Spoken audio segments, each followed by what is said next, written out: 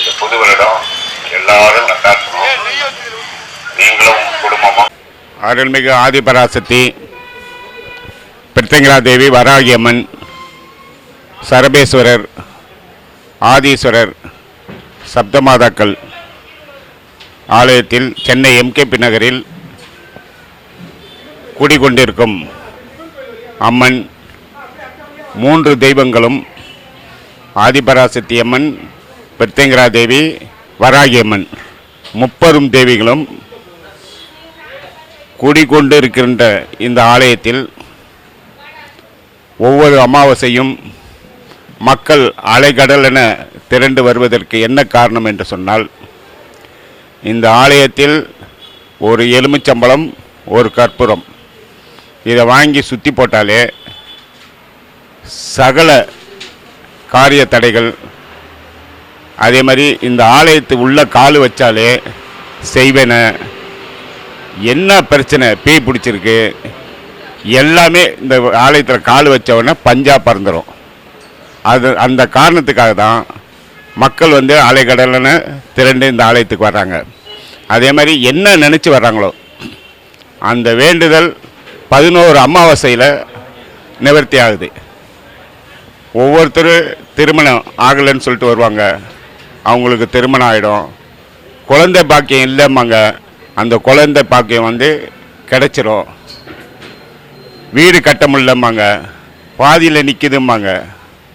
இந்த கோயிலேருந்து எடுத்துகிட்டு போய் பழத்தை எடுத்துகிட்டு போய் திஷ்டி தேங்காய் கொண்டு அந்த வீட்டில் கட்டினாங்கன்னா அந்த வீடு கட்டிடலாம். அதேமாதிரி வீடு வாங்க முடியாமல் கஷ்டப்படுவாங்க. அவங்களும் வராகியம்மன்ட்ட மனசு உருகி வேண்டுனா பூமி சம்பந்தப்பட்ட அத்தனை பிரச்சனைகளும் தீர்க்கக்கூடிய சக்தி வராகியம்மனுக்கு இருக்குது. அதனால தான் வீடு வேணுமா, வீடு கட்டணுமா, இல்லை வீட்டுக்கு லோன் வேணுமா, அதாவது மண் சம்பந்தப்பட்ட அத்தனை பிரச்சனையும் தடையின்றி நடைபெறுது இந்த ஆலயத்தில் தான். அதே மாதிரி பிரித்திங்கரா தேவி எடுத்துக்கிட்டிங்கன்னா, எப்படியாப்பட்ட செய்வனை உங்களுக்கு செய்திருந்தாலும் இந்த ஓமத்தில் கலந்துக்கிட்டு இந்த ஆலயத்தில் உள்ள கால் வச்சாலே அது அப்படியே பஞ்சா பஸ்மமாக மறைஞ்சிரும். இந்த கோயிலை பொறுத்த வரைக்கும் செய்வனையாக இருந்தாலும் சரி, பேய் பிசாசு பிடிச்சதாக இருந்தாலும் சரி, இந்த கோயிலுக்கு வந்தாலே எல்லாம் அப்படியே எப்படி தெரிச்சு ஓடுன்றதே தெரியாது. ஒருத்தவங்க 4 பேர் 5 பேர் சேர்ந்து பிடிச்சி இழுத்துட்டு வருவாங்க ஒரு பெண்ணை. அந்த 4-5 பேர் சேர்ந்து இழுத்துட்டு அவங்களால கொண்டே வர முடியாது. கோயிலுக்குள்ளே காலை வச்சு இழுத்துட்டு ஒரு அரை மணி நேரம் கோயிலுக்குள்ளே உட்கார வச்ச உடனே அந்த பெண் சர்வசாதாரணமாக எந்திரிச்சு அவங்களே போய் சாமிக்கு போய் விளக்கு போட்டுட்டு அவங்க தனியாக போகிறாங்க. இது மாதிரி பல பேர் இந்த ஆலயத்தில் நடக்குது. அதே மாதிரி கல்யாணம் ஆகலைன்ற வார்த்தைக்கு இங்கே இடம் இல்லை. மாங்கல்யம் தோஷம், மாங்கல்யம் தடைப்பட்டிருக்கு, அப்படி எதனா அவங்களுக்கு நினச்சா மனசில் பட்டால் இந்த ஆலயத்தில் 11 அமாவாசை, ஒவ்வொரு அமாவாசையிலையும் எலுமிச்சம்பழம், பச்சை மிளகாய், இந்த எலுமிச்சம்பழம் பச்சை மிளகாவை மூட்டையாக வாங்கி தரலாம், எண்ணிக்கையில் வாங்கி தரலாம். நம்மளுடைய வேண்டுதல் பெருசாக இருக்கும், கோடியாக இருக்கும். ஆனால் சாமிக்கு நம்ம செய்கிறது அது ஒரு அர்ச்சனை கொடுப்பாங்க, ஒரு பொங்கல் வைப்பாங்க. அந்த சாமி செய்து கொடுத்ததுக்கு பலன் இதுதான் அவங்க கொடுப்பாங்க. அப்படி இருக்கக்கூடாது. எலுமிச்சம்பழம் பச்சை மிளகாவை எப்படி நமக்கு தாராளமாக அந்த அம்மா பிரச்சனையை தீர்த்து கொடுக்குதோ அது மாதிரி எலுமிச்சம்பழம் பச்சை மிளகாவை கொண்டு இங்கே இருக்கிற அண்டாவில் அப்படியே மூட்டையாக கொட்டணும். அப்படி தாராளமாக நீங்கள் கொட்டும்போது அந்த அம்மா சந்தோஷமாக ஆனந்தமாக நமக்கு இருக்கிற பிரச்சனைலாம் போய்க்கு கொடுக்கறதுக்கு அந்த அம்மா நமக்கு உறுதுணையாக இருப்பாங்க. இது மட்டும் இல்லை, இந்த கோயிலில் மைய கொடுக்குறோம். இந்த மையை நீங்கள் யூடியூப்பில் சர்ச் பண்ணி பாருங்கள், அதனுடைய விலை என்ன. இது கோயிலுக்காகவே தயார் பண்ணி கொடுக்குறோம். இந்த மையை எடுத்துகிட்டு டெய்லி காலைல வெளியே போகும்போது நெத்தியில் வச்சுட்டு போய் பாருங்கள். அடுத்து நீங்களே இந்த மை வேணும்னு நீங்களே கேட்பீங்க. அதே மாதிரி வராகி அம்மனுக்கு அபிஷேகம் பண்ண பச்சை கலர் குங்குமம் இருக்குது. அது அவ்வளோ ஆனந்தமானது. அதெல்லாம் அதை எடுத்து நெத்தியில் வச்சுட்டு காலைல வெளியே போகிறப்போ போய் பாருங்கள். திஷ்டி தேங்காய் இருக்குது. ஓமம் ஒவ்வொரு அமாவாசையும் 42 வருஷமாக தொடர்ந்து நடக்கிற இந்த அமாவாசை ஓமம், அந்த ஓமத்தில் இருக்கிற கலசத்தில் மேலே போடுறது தான் திஷ்டி கயிறு. பச்சை கலர், மஞ்சள் கலர், சிவப்பு கலர், கருப்பு கலர். இந்த திஷ்டி கயிறை வாங்கிட்டு போய் உங்கள் கையில் கட்டுங்க. அதே மாதிரி உங்கள் வீட்டில் இருக்கவங்க எல்லாருக்கும் அந்த திஷ்டி கயிறை கட்டுங்க. அதுக்கப்புறம் நீங்களே பாருங்கள், அடுத்தடுத்து அந்த கயிறை தேடி நீங்களே வர ஆரம்பிச்சிருவீங்க. அதனால் இந்த கோயிலில் பணன்றதுக்கு வேலையே இல்லை. இங்கே சாமியை தான் வேண்டணும். நாங்கள் அதை பண்ணித்தரோம், இந்த தாயத்து தரோம், இது மாதிரி இதை செய்து தரோன்றதெல்லாம் இந்த கோயிலில் கிடையாது. இந்த குறி சொல்கிறதெல்லாம் இந்த கோயிலில் கிடையாது. இந்த கோயிலில் ஒரே ஒரு விவகாரம் என்னன்னா, சாமிக்கிட்டே நேரடியாக நம்மளுடைய கோரிக்கையை வச்சு வேண்டுறது தான். ஆதிபராசக்தியா நேராக, அம்மா தாயே, நாங்கள் இந்த மாதிரிலாம் கஷ்டப்படுறோம், என்னை நீ தான் காப்பாற்றணும், நான் உன் பிள்ளை, என்னை நீ தான் காப்பாற்றணும்னு வேண்டி பாருங்கள். அதனுடைய பலன் என்னன்றது உங்களுக்கே தெரியும். வராகி அம்மனை பார்த்தீங்கன்னா, அந்த அம்மாவை யார் வணங்குறாங்களோ அவர்களுக்கு என்ன பிரச்சனை வந்தாலும் சரி, அந்த பிரச்சனையை அந்த வராகி அம்மன் தன் பக்தராக நினச்சி, அந்த அம்மா ஒரு பக்தருக்கு என்ன பிரச்சனை வந்தாலும் அவங்களே மறு உருவம் எடுத்து அவங்களுக்கு யார் பாதிப்பு கொடுக்குறாங்களோ அவங்களுக்கு அவங்க மனசில் புகுந்து அவங்கள நல்வழிப்படுத்தி நம்மளுடைய பிரச்சனையை அப்படியே பஸ்பமாக்கி நம்ம என்ன நினைக்கிறோமோ அதை நல்லபடியாக முடித்து கொடுக்கறது அந்த அம்மா. நமக்கே தெரியாது, அந்த அம்மா அந்த வராகி அம்மனை யார் நம்புகிறாங்களோ அவங்களுக்கு எப்பயுமே பக்கத்தொடையாக பின்பலமாக அந்த வராகி அம்மன் நம்ம கூடயே இருக்கின்றது அவங்களுக்கே தெரியாது. அதனால தான் இன்றைக்கி வராகி அம்மனை எல்லாரும் சந்தோஷமாக வராகி அம்மனை கும்பிட்றதுக்கு காரணமே இதுதான். அதே மாதிரி பிருத்திங்கரா தேவி பார்த்திங்கன்னா, அவங்களுடைய கணவர் சரபேஸ்வரர் 2 பேரும் சேர்ந்து இந்த கோயிலில் காட்சி கொடுப்பாங்க. பிருத்திங்கரா தேவியினுடைய சக்தி அபார சக்தி, சரபேஸ்வரர் அதை விட பயங்கரமான சக்தி. அப்போ அந்த 2 பேரும் ஒரு இடத்துல இருந்து காட்சி கொடுக்குறாங்கன்னா நம்மளுடைய கோரிக்கைகள் எப்படி நிறைவேறுன்றதை நீங்கள் யோசனை பண்ணி பாருங்கள். அதே மாதிரி ஆதீஸ்வரர் கோயில் இருக்குது. சிவன் கோயில் பார்த்திங்கன்னா குடும்பத்தோடு காட்சி கொடுப்பாங்க. சிவன், பார்வதி, விநாயகர், முருகர் குடும்பம், அவங்க குடும்ப சதவீதமாக அப்படியே இருப்பாங்க. அப்படியே பார்த்திங்கன்னா நவகிரகம்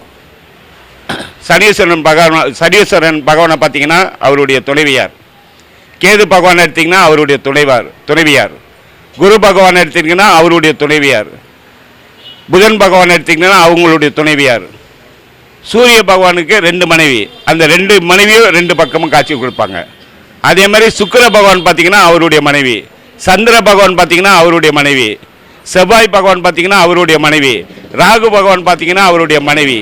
இந்த மாதிரி நவகிரகங்களில் அவங்களுடைய வாகனத்தோடு மேலே துறவியோடு காட்சி கொடுக்குற இடம் இந்த சென்னை மகாகவி பாரதி நகர் ஆதிபராசக்தி கோயில், ஆதீஸ்வரர் திருக்கோயில். அதே மாதிரி சப்த மாதாக்கள் 7 பேரும் இங்கே தான் இருப்பாங்க. சப்த கன்னிகள் வேற, சப்த மாதாக்கள் வேற. இந்த சப்த மாதாக்கள் இந்த ஆதீஸ்வரர் கோயிலில் காட்சி கொடுக்குறாங்க. மதுரை வீரசாமி, இந்த மதுரை வீரசாமி வெள்ளையம்மா பொம்மியம்மாவோட குடும்பத்தோடு சேர்ந்து இங்கே எழுந்தல் இருக்காங்க.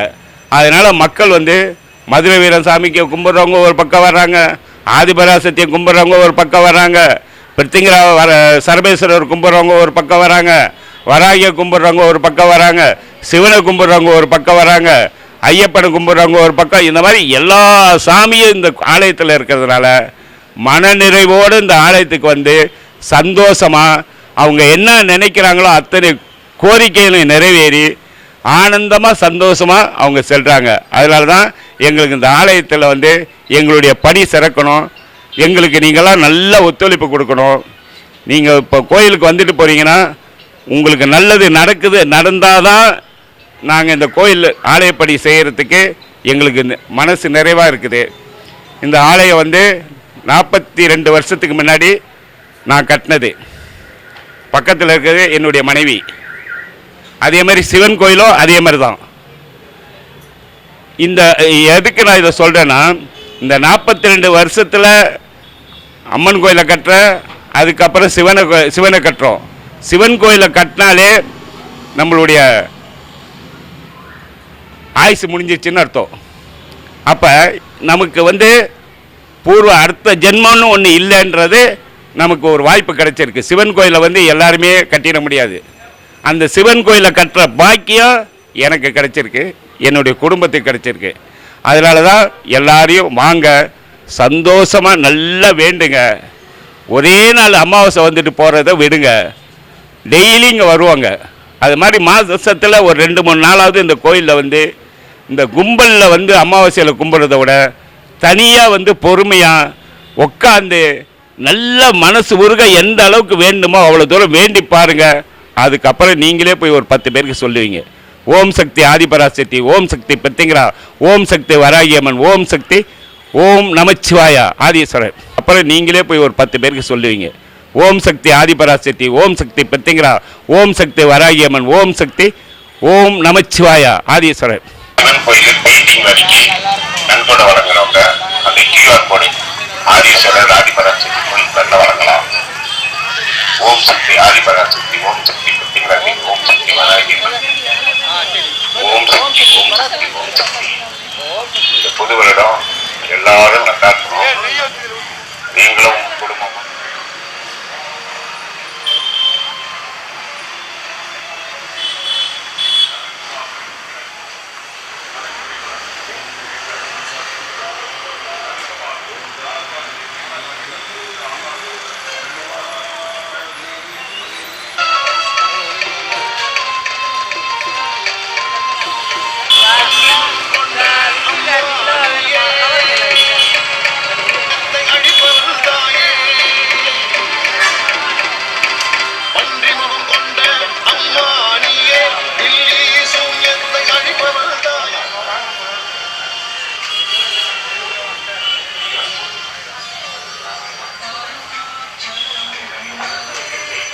நான் 6 மணிக்கெல்லாம் சமைச்சு வச்சுட்டேன்.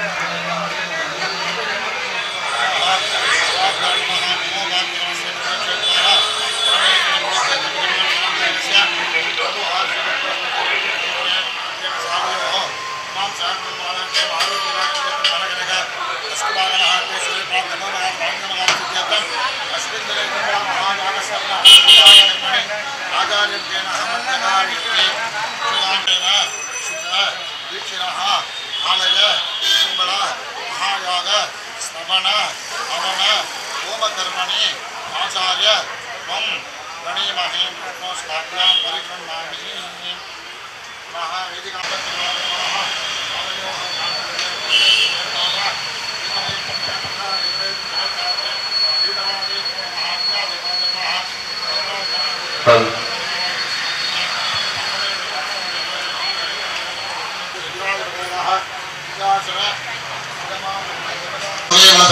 நாகாண்டி தரேரிதம் தற்பூர்ணசூரம் தாம்பூலம் வசிகரிக்கதா அம்பூலாதி மகாநிவேதனாமி வேத்யாந்திரமாகமணியார்த்தம் சமர்ப்பயாமஹ மங்கள தரிசனாமி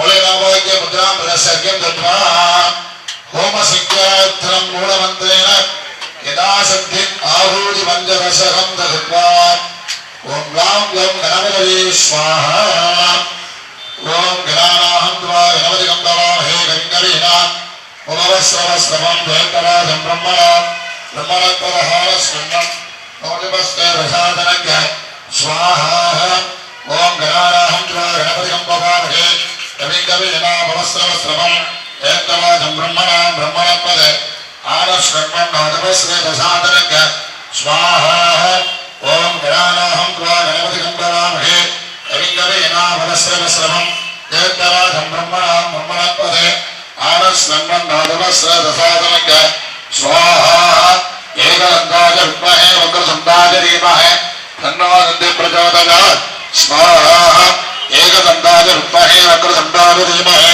तन्नो दन्ति प्रचोदयात् स्वाहा एकदन्ताय प्रचोदयात् स्वाहा वक्रतुण्ड महाकायां शिवकोटि समप्रभा निर्विघ्नं कुरु मे देव सर्वकार्ये सर्वदा स्वाहा ग्लां ग्लं गणपतये वरवरद सर्वधनं मे वसमामय स्वाहा ओम श्रीं प्रीं क्लीं ग्लां ग्लं गणपतये वरवरद सर्वधनं मे वसमामय स्वाहा ओम श्रीं प्रीं क्लीं ग्लां ग्लं गणपतये वरवरद सर्वधनं मे वसमामय स्वाहा ओम नमो भगवते एरम्बवदमोदुरा यजमानस्य सर्वसंकरं निवारणाय स्वाहा ओम नमो भगवते स्वाहा ओम नमो भगवते एवं भगवते यजमानस्य सर्वसंचलं निवारणाय स्वाहा नाम गणपतये स्वाहा उत्तिष्ठात्मने मोदकप्रियाय यजमगनाशिकाय नाम ग्लौं गणपतये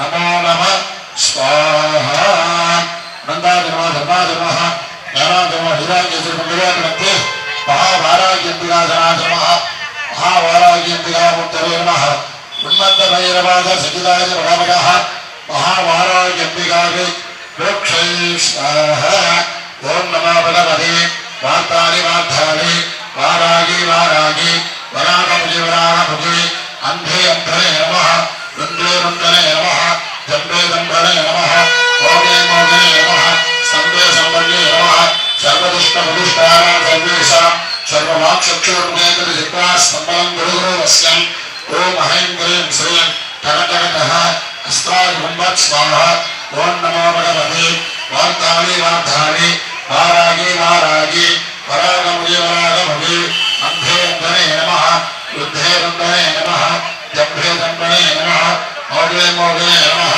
स्तम्भे सम्पन्ने नमः सर्वदुष्टप्रदुष्टानां सर्वेषां सर्ववाक्चक्षुर्मुखेतरिजित्वा स्तम्भं गुरुगुरुवस्यम् ओम ऐं क्लीं श्रीं टकटकटः अस्त्राय स्वाहा ओम नमो भगवते वार्तानि वार्तानि वारागी वारागी वरागमुजे वरागमुजे अन्धे अन्धरे नमः